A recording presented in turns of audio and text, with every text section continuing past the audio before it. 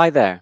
My name's Phil Osgathorpe. I'm a Director of IT Audit Assurance and Cybersecurity here at Francis Clark, and I'm here to talk to you a little bit about cybersecurity and specifically with respect to charity organisations. As I go through the presentation today, what you'll see is we'll go through a few facts and figures around the industry.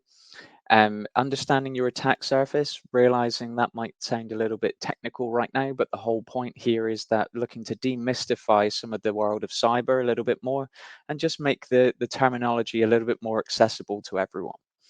We'll touch on supply chain cybersecurity because there's been some really interesting news and um, articles in that area at the moment, which it would be good to talk about, and then focusing on sort of the responsibility and accountability of the board and trustees, as that's really a really poignant and interesting element, especially coming out of the most recent cyber breaches survey by the National Cybersecurity Centre. So that's done on an annual basis, and the most within the last couple of weeks, one was released for 2023, and some really interesting, dare I say, facts and figures were released. Something I want you to all to be aware of, and as we're going through today's presentation, are like I say, want to demystify the world of cyber, but then I also want to make you aware of how this is relevant to you and the sort of support and help available to you. And then lastly, with the facts and figures, I want you to consider whether you're in the positive minority or the less positive majority. And you'll see what I mean when I come on to the next slide. So what we can see here is that pretty much all charities are saying that cybersecurity is a high priority for them. And again, these facts and figures are coming from that cyber breaches survey, which is a government report. So then what we're looking at next there is 35%, so roughly a third of charities update senior management on actions taken around cybersecurity less than once per year. And I really want to try to understand why that might be. And is that because there's no one to inform? So there's a lack of an individual who's accountable and responsible at senior management level to have that conversation with? Or is it because cybersecurity is possibly not high enough on the agenda? Or is there a lack of a positive cybersecurity culture to enforce and support reporting of those incidents? It'd be really nice to sort of delve into behind why that might not be the case. If we look at the next statistic there, which is one particularly worrying to me, which is less than 1 in 10 charities update senior management when a breach occurs. Now, why wouldn't people update senior management when a breach occurs? Does that mean there are things going on in the background that yourselves are not actually aware of? And when I say yourselves, if you are senior management, could these things be happening in your organization right now and you don't have an awareness of it? Are there ways and means that you can implement, say, some policies, some procedures, some practices to actually encourage that positive culture to allow that to be reported? Dare I say, although it's only 35%, but actually 35% of charities have a formal policy covering cybersecurity risks. That's actually quite positive to say that. And those cybersecurity risks are really important to understand and to really get to grips with. What I am slightly hesitant about is how detailed those policies are and actually how practical they are when it comes to, well, what procedures would people need to invoke if a particular incident were to occur? And then if we move on to the last statistic there, 22% of charities have a business continuity plan that covers cybersecurity. That tells me that 4 in 5 charities don't actually have a business continuity plan, which means if the worst were to happen and you've got offices are being burned down or your servers have had a catastrophic hardware failure or something like that, how are you going to get your business back up and running or your organization, your charity back up and running? How are you going to manage that process? That's what a business continuity plan does and is for. So without that, there doesn't show that there's enough strategic direction in those crucial moments. And actually, that should be some time and attention paid right there. As we look at the world of cybersecurity, it's evolving at vast rates. And while there are things to support academies such as the risk protection arrangement, in my personal and dare I say professional view, I don't think it's enough just to have some backups off-site and to subscribe to Police Cyber Alarm and watch a 30-minute NCSE cyber training video per annum. Um, People are your strongest and weakest form of defense, and therefore, if you're only articulating risk to them about cyber on for 30 minutes per year, it's just not enough. There needs to be new, innovative ways in which we can actually present that to people in our organizations. So, understanding your attack surface. What is an attack surface? Well, I liken it to maybe you've got a bucket of water, and that water is all the potential attacks that are going to happen on your organization. Now, if I were to pour that bucket of water into a bowl, the bowl would probably capture most of the water. That would be an example of a strong attack surface. If, however, that bowl was more like a sieve, when I pour that bucket of water, all the water is going to seep through. So those attacks are seeping through to your organization. So your attack surface is the multiple ways in which external individuals can gain access to your organization, whether that be through mobile devices, laptops, desktops, servers, all those types of techniques and forms of attack. So that's what your attack surface is. I would also liken it to um, having good governance and control in house.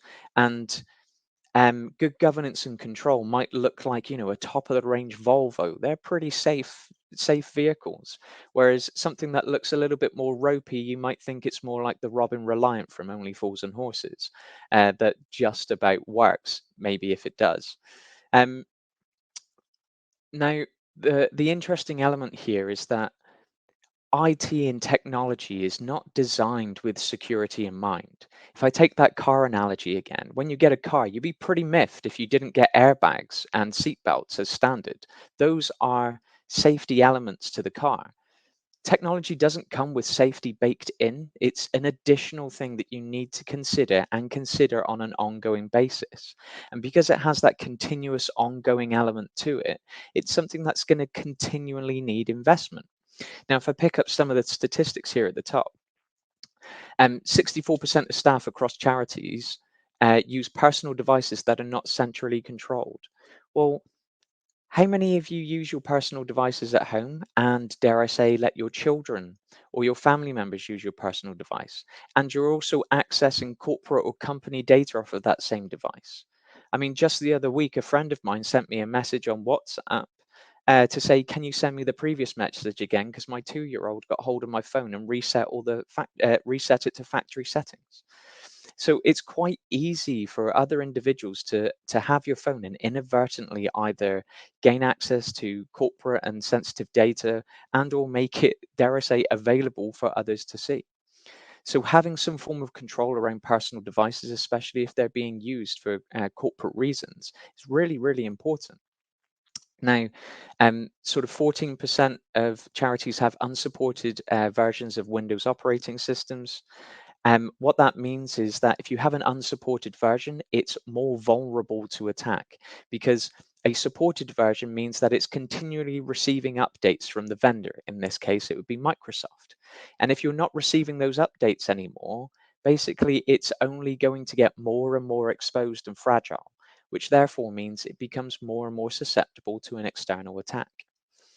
And therefore, leading on to the next one there, where 14% of charities have carried out one-off vulnerability assessments on their organization. So this is where you can do a review of your whole IT estate. So that's your laptops, your desktops, your servers, and identify whether you've got any out-of-date software, whether there's anything that's unsupported and how you can remediate that. And unfortunately, doing a one-off vulnerability assessment is just not enough. And I'm going to come on to why in a moment. So, what are vulnerabilities? I think I've actually explained that relatively well so far, but it's a ways and means for someone external to the organization to potentially breach your defenses through that particular vulnerability. Now, on an annual basis, there's anything between 20 and 30,000 vulnerabilities identified per year. I think in 2021 there was about 22,000, and In 2022, there were over 25,000 vulnerabilities. If we look at quarter one for 2023, we're already over 7,000. So it looks like we're going to be heading towards that 30,000 mark for this year.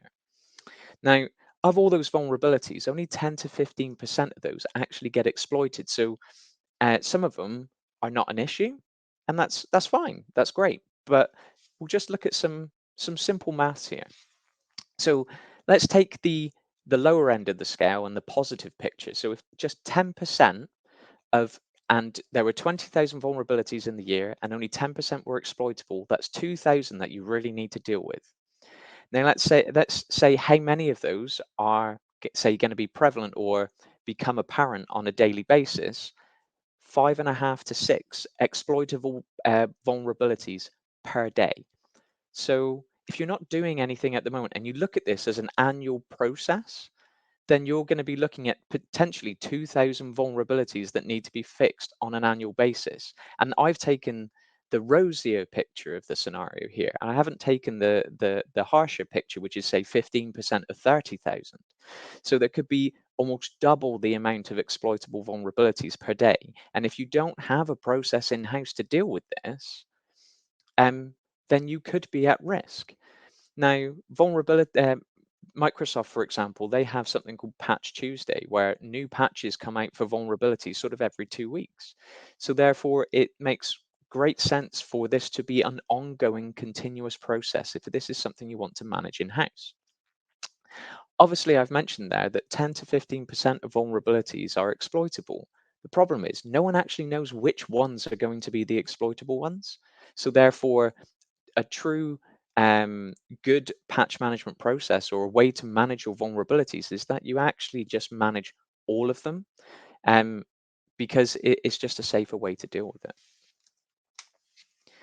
So I mentioned that we'd be moving on to supply chain security. So again, we've got some figures here. Charities outsource to managed service providers for 32 to 60% of the time, 68% of the time. And this is for specifically IT or cybersecurity.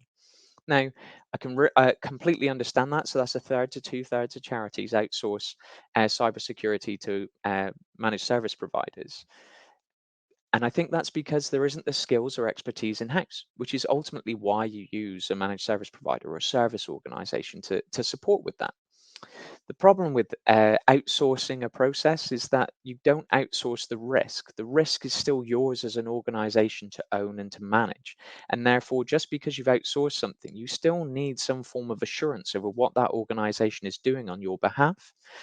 And dare I say, in conversations I've had with clients in the recent past, is that they have an expectation that they're managing their IT estate, but they don't understand what managing means. And managing in one instance might say be managing those vulnerabilities that we were talking about, when in reality, it's just actually making sure that things are up and running. And those are two very different kind of expectations and terminologies. Now, an interesting element around cybersecurity here is that over the last few years, there have been a lot of or increasing numbers of supply chain security attacks. And the reason why hackers have started focusing a lot more on the supply chain is because, especially if it's say a software service provider such as SolarWinds, if they hack that organization, they not only have potential access to that organization, but to all their customers as well. Now, that's quite a scary prospect. And the vast majority of times, the incidents that we've got showing up on screen for SolarWinds, Kaseya, 3CX, not Move It, but those first three, the issues that were identified were some really simple things. And so they, with a little bit of good cyber hygiene and internal IT security hygiene, they could have resolved those and they could have been non-events. So one of them was due to poor vulnerability management. Another was due to poor password management. And so like those just two examples are really good examples of how actually something very simple can be implemented to prevent it from happening. You've probably heard of the Move It incident that was in the news recently, which has impacted some really high-profile organisations such as British Airways, BBC, PwC, Ernst and Young, and it's a file sharing platform that got hacked.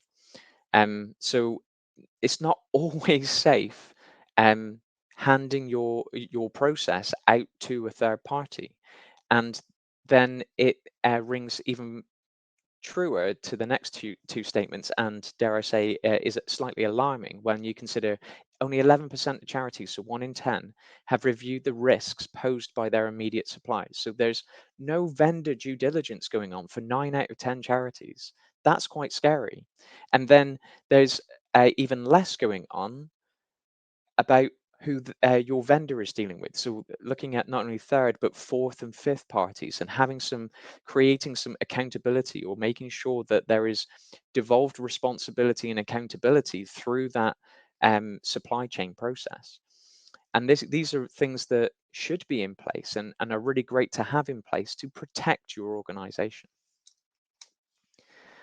So, looking at the role of the board and trustees, having that responsibility and accountability conversation. So, 31% of charities have an individual accountable for cybersecurity at board or trustee level. That's 1 in 3. And we've seen a positive increase here. It was around 25% last year. So, it's increased by 6%. Now, that's a good move, but we want it to move a bit further. And without having that individual who's accountable and responsible for cybersecurity, things won't get done. If you think of the majority of things happen in any organization, whether it be, a corporate business or a charity organization, it's usually a tone at the top type process. Having someone enforce a process and push it down, and they be the example to that, or set the example for others to follow, and whether that be therefore supported and amplified by the fact that there's formal policy and procedure in place, there's formal controls in place, good controls. All of these things really help an organization to be safe and secure. Um, There it says qualitative data suggests that board and trustee members do not have the skills and knowledge to address cybersecurity within their organization. When we held a charity seminar just a few weeks ago, I was having a conversation where they were holding their hand up and saying, yeah, we don't have anyone in house that really owns this and or wants to. It's a bit like a hot potato. They don't really want to hold it, but they know someone's got to. And in that situation, it isn't always a fix to say that you have to have one dedicated individual. You could seek uh, out of o- um, out of organization advice and support from, say, us or Francis Clark, or it could be another organization. But just actually looking for that support and seeking that support and guidance is a really great way to make sure that it's getting enough exposure at that board and trustee level. Um, and it ties into that previous slide, but you can see there that if you don't have the skills in house, it's obviously going to lead to outsourcing to specialist guidance and support to those managed service providers. But again, just because you outsource a process, it doesn't mean you outsource the risk. So, unfortunately, the world of cybersecurity is getting ever more scary, dare I say. But the hackers are getting smarter. So, ransomware as a service. You have huge criminal organizations that exist in the world, that just have that their whole purpose is cybersecurity and hacking. Now, ransomware, we're hopefully all aware of, is when someone gains access to your system, they encrypt all the data, and then say, we're not going to release that data to you until you pay us a sum of money. The likelihood as well is, if they've gained access to your backups, they've probably deleted them, so therefore this is the only way you're going to get your information back. Ransomware as a service is where those criminal organizations are basically creating a subscription service for individuals to therefore gain access to all their tools and templates and things for hacking, and then go away and hack organizations to gain their own revenues, and then pay an amount to that criminal organization. So it's a way of the criminal organization sort of almost enforcing or making it more accessible to everyone, which is again quite a scary prospect. You have the evolution of AI and ChatGPT, and there was an article that was released quite recently about polymorphic and mutating malware, which basically means that where you've got some really um, complex pieces of software that are around these days that detect malware on laptops, devices, servers, those types of things. That technology is unable to, or let me rephrase that. That technology identifies malware based on a code, dare I say, a signature, something that makes it unique. Now, if the malware is able to morph or mutate so that it changes its signature, its code structure, that technology can't identify it anymore. And therefore, there's the potential for malware to link back into ChatGPT to continually change its malware signature encoding so that it doesn't get identified by sort of good range technology that's available today. That's quite a scary prospect. And now you've then got some things around ChatGPT, some filters, some parameters that prevent people from negligently using it. Well, there's also something called GigaChat, which is Russia's version of ChatGPT. And I would probably bet my house on the fact that it doesn't have those same parameters. Lastly, we've got the waterfall effect. This is less around the external sort of hackers and organizations getting smarter around this. This is more around what we can see in the regulatory space. So there's a fair bit of regulation that's been passed in the US right now, which requires organizations and businesses to report on their cybersecurity best practice, and it goes into their financial statements. We're starting to see that trickle through to the UK, and that is required for PI entities, so public interest entities. And appreciate that's not for all the sort of small to medium to sized entities. But what we generally tend to see is what trickles through from the US, trickles through to the UK, and then trickles down in that sort of waterfall effect. And so I only foresee it being a matter of time before organizations, even smaller organizations, will need to report on their cybersecurity hygiene. So if you don't have things in house right now that are strong, it'd be best to do something about that. Just finally on some kind of key issues here. Business continuity, operational financial risk are all things that are impacted by cyber attacks. All of those together link into reputational risk. And we want to manage reputational risk of all organizations because that can impact funding and donations and whatever else coming into your charities. And we need to recognize that cybersecurity is not IT's problem, it's an organization's problem. Every single person has a responsibility in that organization to protect it. And therefore, we need to reinforce that through trainings, policy, best practice, good controls, certifications, perhaps.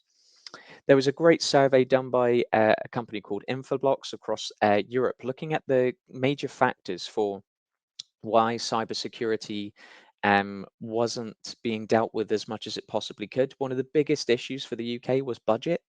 Now, I think the budget is also predicated on the fact that there's not enough accountability and responsibility at that board trustee level. Because if you have someone there that's shouting loud enough about it, they're going to allocate the budget to it. So I think one fixes the other, and those two are interrelated. And then lastly, the final slide is how can you start to manage some of these things that we've been talking about today? So getting started, some really good baseline level cybersecurity protection is um, around Cyber Essentials Plus. So that's a government standard. It was originally implemented in 2014 and was seen to be the standard for anyone who interacted with the government and access government data. So the government could say, this is a base level standard we expect any organization to have when interacting with us to safeguard our data. Now we're sort of nearly 10 years on from that. It's actually looked at as a good baseline level of security for all organizations, irrespective of whether you're interacting with the government. There's also that vulnerability management services piece that we talked about for a good while earlier today. That's also another good thing to look at. And there's a one-off vulnerability scan that occurs as part of a Cyber Essentials process. So that can be a window into how well you are managing your IT estate. We talked about supply chain security and how we can manage that, and obviously bringing in that vendor due diligence process and having a formalized vendor due diligence process. And it's not necessarily having a one size fits all and asking them reams and reams and reams of questions to all suppliers. It can be a gradation based on the level of data or risk involved in that vendor relationship. So if they're not touching any of your data, they're not passing on any data, you might deem that to be a lower risk relationship compared to if you're handling very personal data between organizations during that contract. And then that last piece around responsibility and accountability. If you're really not sure where to start, then seek professional support and advice. Like there's a lot out there, and people are willing to help, to just guide you in the right direction, to make sure you're taking sort of small steps towards that big goal. Cybersecurity can be sometimes seen as a bit of a behemoth task, an Everest, an ultra marathon, but that's not achieved in a matter of seconds. It's an ultra marathon is achieved by lots and lots of small steps over a period of time. So it's just trying to chip away a little bit at a time to improve your cybersecurity posture over a period of time that'll really help you make a mark in say a couple of years time as opposed to where you are now or were. Just thank you everyone for your time for listening in today. I hope you found this really useful, and hope to speak or look forward to speaking to you in the near future. Thank you. Bye bye.